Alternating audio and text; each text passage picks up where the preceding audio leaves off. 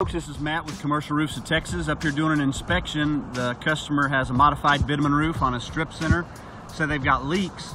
First thing I want to check for is granule loss from hail, from wind, any kind of storms coming through the area. Because what happens is it knocks the granules off, and if you don't have proper drainage, what do you get?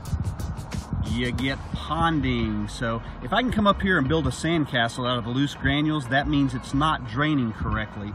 Even though there's a drain not more than 5 feet away from it, modified bitumen's not made to be underwater, so if you have a lot of ponding, you'll have a lot of granule loss, and it'll all just pile up like sand on the beach. So that's not good. Give us a call if you have a problem like that.